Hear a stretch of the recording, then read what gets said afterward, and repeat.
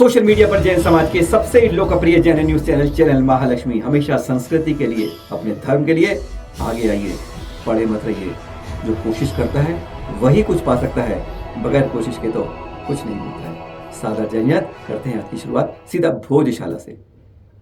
पढ़ चुके आप ये भोजशाला के अंदर दफन है राज। हिंदू ढूंढ रहे अपना, मुस्लिम ढूंढ रहे अपना, और मिल गया एक बार फिर जैनों का राज। ये देख रहे हैं, आपको 21 साल पहले इतिहास ले चलते हैं। पहले ये देख रहे हैं, ये है देश का सबसे बड़ा अखबार टाइम्स ऑफ इंडिया का 29 अगस्त 2003 की कतरन आपको दिखा रहे हैं। ऊपर लिखा है पहले कि ऐसे की खुदाई ने कुछ अलग रंग दिखा दिया है, और नीचे दूसरी खबर लिखी है कि ना मिली सीता ना मिले राम, मिल गए वहां तीर्थंकर नयन अभिराम। हैरान हो गए थे। कोर्ट से ऑर्डर था कि वहां खुदाई करो, हनुमानगढ़ी में और जगह पर देखो, वहां पर कुछ ना कुछ आपको अवशेष मिलेंगे, जानकारी मिलेगी। इतिहास किया है, बाबरी मस्जिद यहाँ पर अयोध्या जन्मस्थली था, मिलने की ढूंढ तो ये रही थी। तो एएसआई के बाद खुदाई में यह टिप्पणी अखबार में करनी पड़ी के अंदर कि वहां न सीता मिल पाई है के सबूत मिले, ना मिले में राम, जब खुदाई के लिए तो मिल गए तीर्थंकर नयन अभिराम। तीर्थंकरों के प्रमाण जैनों के मिल गए हैं, अब करा किया जाए। खैर, जो हो गया 500 साल बाद रामलला का मंदिर बन गया और जैनों की पहचान रह जाए वहां। हम तो सिर्फ यह कहेंगे कि वहां पर ही प्रथम तीर्थंकर आदिनाथ भगवान, प्रथम चक्रवर्ती भरत, जिनके नाम पर देखना होगा, कम से कम इसकी भी वहां पर पहचान रहनी चाहिए। जो प्रमाण ये खुदाई में मिले थे, जिनके चिन्ह कहाँ हैं आज पता नहीं चल रहा है। पर आज हम इसके कारण आए हैं। क्यों लाए आपके पास इसको? आपको कहते हैं ना, गड़े मुर्दे क्यों खड़े हमने, वह कारण है कुछ और, वह आपको दिखा। भोजशाला जो नहीं पहुंच पाए हमारे कोई जैन समाज से, कहते सिर्फ चैनल महाराज ने उसके हलक में हाथ डाला। आप कह सकते हैं इस बात को, क्योंकि चैनल हमारी टीम वहां गई थी। सिर्फ कोई आज तक हमारी कोई समिति, कोई कमेटी, कोई संस्थान, कोई बड़े अपने को कहने वाले पार की कोई अपने पुरात वाले नहीं वहां पे लड़ रहे हैं कि मंदिर है या मस्जिद है, राजा भोज का बनाया हुआ स्थान है, यह बात सब जानते हैं। पर हमारे से क्या जुड़ा हुआ है? कहते ना, तो भ्यम नमः त्रिगुणार्थी हराहि नाथ, तो भ्यम नमः शति तलामल भूषणाय, तो भ्यम नमस्ते जगतः परमेश्वराय, तो भ्यम नमो जिन भवोदधि शोषणाय। कहते हैं आप भक्तामर, बस यही रचा गया था मानतुंग आचार्य द्वारा। ये सब जानते हैं। राजा भोज तब की बात चल रही है, 1000 सदी के बाद पहले की बात है, जब ये बना हुआ है। उसके बारे में पूरा आंकड़ा छपा है। एक बार आपको झलक बताते हैं क्यों जैनों का इससे हिस्सा जुड़ा हुआ है। वो कहते हैं कमल सरस्वती मंदिर है, वो कहते हैं हमारी मस्जिद है। गजब की बात है, आज मंदिर मस्जिद के अंदर जो प्रमाण मिल रहे हैं वो जैनों के। हाँ, हम बात करते हैं मानतुंग आचार्य, अपने ध्यान में बैठे थे। राजा भोज को पता चला कि कोई ज्ञानवान साधु है, उसे यहाँ बुलाना चाहिए और कुछ जान लेनी चाहिए। उन्होंने सैनिकों को भेजा, लेकिन आचार्य श्री मानतुंग ने मना कर। दिगंबर संत ऐसे ही होते हैं, अपने मन के पक्के होते हैं। राजमहल में जाके मुझे क्या करना है, मुझे कोई ठहरना है, मुझे कुछ करना है, नहीं मैं नहीं जा रहा हूँ। मना कर दिया। सैनिकों को दोबारा भेजा, मना कर दिया। गुस्से में आ गया राजा, और कुछ भंकार भरने वाले भी बहुत होते हैं, टांग खींचने के लिए मौका चाहिए। बस ये तो वैसा अड़ा हुआ है, अरे महाराज जी ऐसा कर रहा है, इसको तो कड़ी सजा देनी चाहिए, आपकी बात नहीं मान रहा है, अरे आदेश नहीं माना। बस सैनिकों को कहा अगर नहीं हो तो बांध के पकड़ के ले आना। नहीं माने, वो कहते मेरा कोई मतलब नहीं जाने का, मैं राजमहल क्यों जाऊं। बस सैनिकों ने आप दिखाता हो, उनको पकड़कर ले आए राजमहल में। अब उनसे कहा क्यों नहीं आए थे, क्या बात है, क्यों? बिल्कुल मौन रहे वो शांत। राजा भोज को वहां के दरबारियों ने, कहते ना, आस ऊपर वाला सही हो तो आसपास भड़काने वाले बहुत होते हैं। बस भड़का दिया उसे गुस्सा आया। उसने कहा बंद कर दो इस साधु के नाम को, अपने आप पता चल जाएगा बड़ा अपने को साधु बनता है। 48 साल हुए दरवाजों में बंद, सबसे बड़ी जेल में अंदर बंद कर दिया। यानी एक ताला फिर ताला फिर ताला, 48 सालों के अंदर। अब देखेंगे कैसा साधु बनता है और क्या करता है। बस इस ताव में था। लेकिन कहते हैं जो वास्तव में चर्यावान होते हैं, जो आज भी हम चतुर्थ काल की पंचचर्या के देखते हैं साधु, बस ऐसे ही थे। ध्यान मग्न हो गए और फिर उन्होंने रखना शुरू किया। भक्तामर प्रणत मौली मणि उद्योतकम दलित पापतम सम्यक प्रणम्य जिन पाद युग आलम्ब। बस इसी तरह से शुरू कर दिया लिखना। और कहते एक एक गाथा लिखती गई, एक एक ताला खुलता गया अपने आप। किसी प्रकृति में किसी देव कोई नहीं आया, अपने आप वह खुलता गया। उस मंत्र के चमत्कार से आज भी आप करते ना, कहते कैंसर जैसे रोगों को आज ठीक करने के दावे किए जाते हैं। सैकड़ों जगह इसको करा जाता है आज। उद्भूत भीषण जलोदर भार उगना शोच्याम जीवित तत्पाद पंकज दिग्ध मत्र्या भवंति जगत तुल्य रूपा। ऐसे ऐसे श्लोक ऐसे कहते हैं, एक एक मंत्र थे।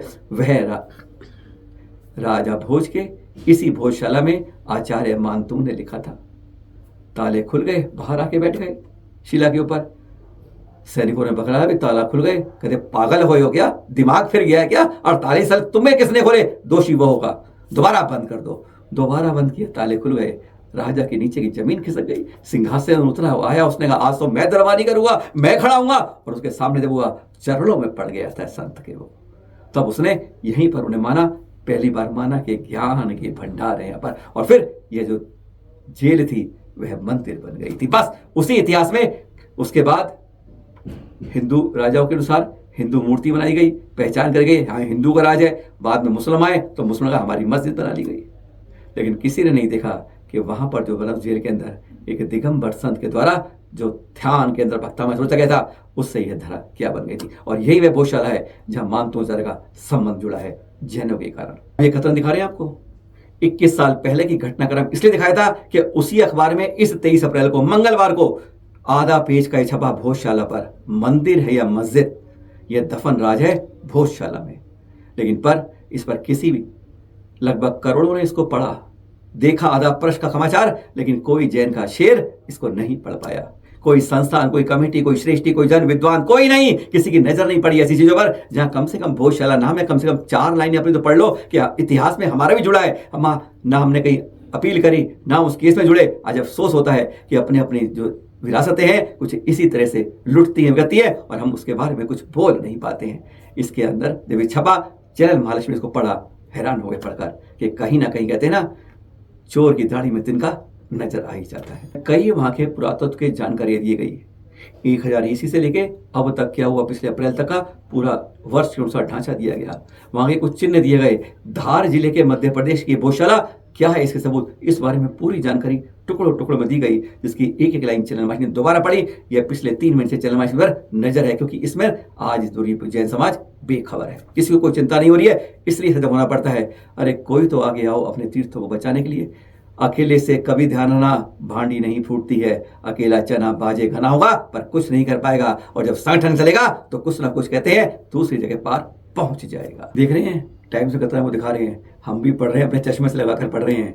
क्या लिखा हुआ है, अनआंसर्ड क्वेश्चंस, वाघ देवी और जैन यक्षिणी अंबिका। बस इसने हमारी दिमाग घुमा दी थी। हम जैन कोई कि जैन अंबिका देवी जिसे वाघ देवी बताएंगे, इस इतिहास को कैसे पलटा जा रहा है वही बताएंगे। इसमें साफ लिखा है कि भोजशाला की 1875 में खुदाई की गई थी, 1875 में। और फिर बाद में ब्रिटिश पॉलिटिकल एजेंट है मेजर जनरल विलियम किनकैट, वो इसको जो यहां से खुदाई में निकला उसे 1879 404 बाद ब्रिटिश म्यूजियम ले गए। आज हिंदू जिस पर दावा कर रहे हैं ना कि वह स्टेचू वाघ देवी की है, ब्रिटिश म्यूजियम में आज भी है, और जिस पर लिखा हुआ है कि यह जैन यक्षिणी अंबिका की है। बस यही खेल हो गया है कि जहां पर यह खुदाई में निकल रही है अंबिका देवी जैन यक्षिणी, और कहते हैं हिंदू भाई हमारा मंदिर है, वो कहते हैं हमारी मस्जिद है। गजब की बात है। हकीकत क्या है कोई इसमें, ये तो गनीमत है कि ब्रिटिश म्यूजियम में आज भी सबूत वर्जमान विराजमान है, जिसपे जैन समाज खर्राटे भर रहा है। लेकिन आज हिंदू समाज ने दिल्ली के हिंदुस्तान के इतिहास में, भारत में इसके बारे में इतिहास को पलटने का पूरा कहते हैं पटकथा लिख दी है। जब इस अखबार से हमें इतनी मिलेगी, प्रतिमा ब्रिटिश म्यूजियम में है, तलाश शुरू करी और संपर्क किया इसका ब्रिटिश म्यूजियम से।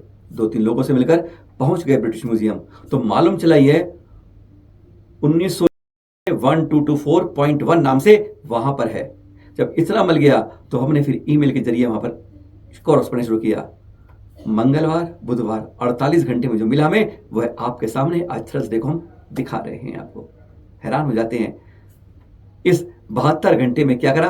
उन्होंने हमें कहा हाँ ये प्रतिमा है और जैन यक्षिणी की। हमने कहा इसके हमें कुछ अच्छे फोटो दे दिए, जो आप ये फोटो देख रहे हैं, ये जो क्वालिटी वाली फोटो है उन्हीं ने भेजे हैं। हमने फिर ये भी कहा कि इसमें कहा गया कि जैन यक्षिणी का सबूत क्या है, कहते उसमें लिखा हुआ है। हमने कहा अगर हाथ जोड़कर अनुरोध किया हमने, हम जैन समाज से ये करना चाहते हैं, इसलिए बताना चाहते हैं, हमें उसकी प्रशस्ति के बारे में क्लियर साफ दिख जाए हमें। उन्होंने कहा प्रशस्ति भी दे देंगे और उसका अनुवाद किया वो संस्कृत में लिखी हुई है वह भी दे देंगे, पूरा पैमाना दे देंगे। और उन्होंने देने बहुत शुक्रिया दिया, धन्यवाद दिया उन्हें, और उन्हें कहा कि हम लोग जय जिनेन्द्र कहते हैं, भगवान की जय बोलते हैं। बहुत खुश हुए और फिर उन्होंने हमें जो दिया आपको वह दिखाते हैं। उनके द्वारा भेजी गई फोटो आप देख रहे हैं, इंस्क्रिप्शन जो नीचे लिखा हुआ है उसी प्रतिमा के अंदर इसमें कई अक्षरों ने बताया कि संस्कृत में लिखा हुआ में कई अक्षर टूट गए हैं। बहुत बड़े विशेषज्ञों ने इसको पढ़ा है और उसका भी उन्होंने बाकायदा रूपांतरण करे वहीं पर लिखा हुआ है।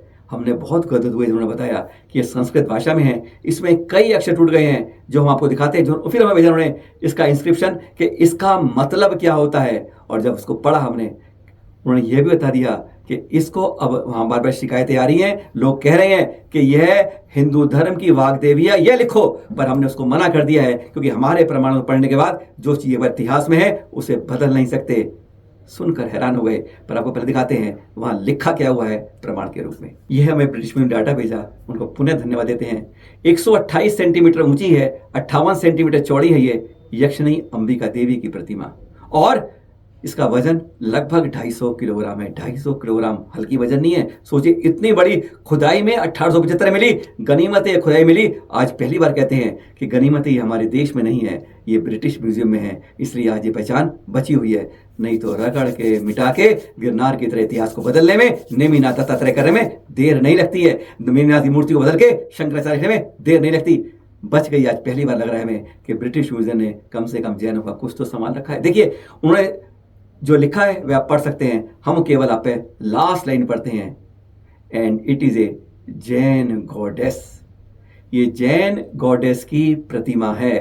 उन्होंने संस्कृत का रूपांतर करके यह साफ लिखा है, पर इसके बाद क्या जब ये इतिहास लिखा है तो हम कुछ नहीं कर पाए, जैन समाज कुछ नहीं, हाथ पर हाथ रख के चुपचाप हिंदू समाज के लोगों ने, वहां के लोगों ने इसको बदलने का इतिहास की काया शुरू कर दी गई। आज नहीं, 2016 में जब तक वो लड़ते रहे, जब वहां नहीं बदला गया इतिहास, दबाव चल रहा है पूरा पूरा, कह नहीं सकते कब बदल दिया जाए, पर यह प्रमाण आज हमारे पास है। पर 2016 में किस तरह इसको बदला गया वो कोशिश अब आपको दिखाते हैं।